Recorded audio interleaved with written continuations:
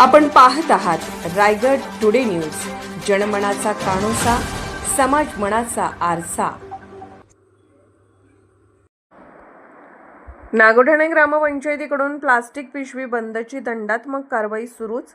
20 kilo plastic साठा जप्त तर 2 व्यापाऱ्यांवर दंडात्मक कारवाई। नागोठणे रोशन पत्की।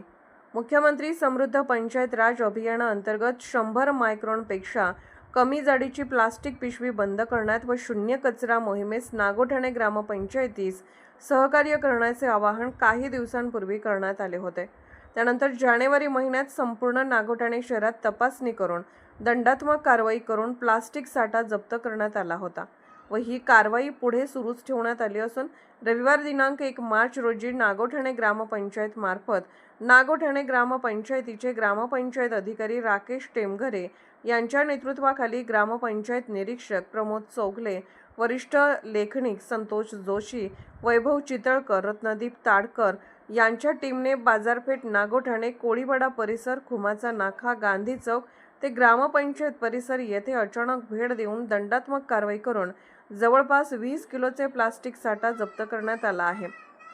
तसेच 2 व्यापाऱ्यांवर दंडात्मक कारवाई करण्यात आली आहे। कौतुकाची विशेष बाब म्हणजे रविवारी 1 मार्च रोजी सुट्टी असून देखील ग्रामपंचायत अधिकारी राकेश टेमघरे यांच्या टीमने ही धडक कारवाई केली।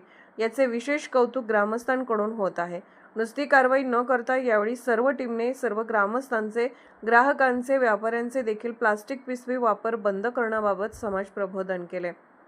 नागोठणे ग्रामपंचायत हद्दीतील ग्रामस्थांना 100 मायक्रॉनपेक्षा कमी जाडीच्या प्लास्टिक पिशवीला नको म्हणा, तसेच उघड्यावर कचरा टाकू नका असे आवाहन ग्रामपंचायत अधिकारी राकेश टेमघरे यांनी केले।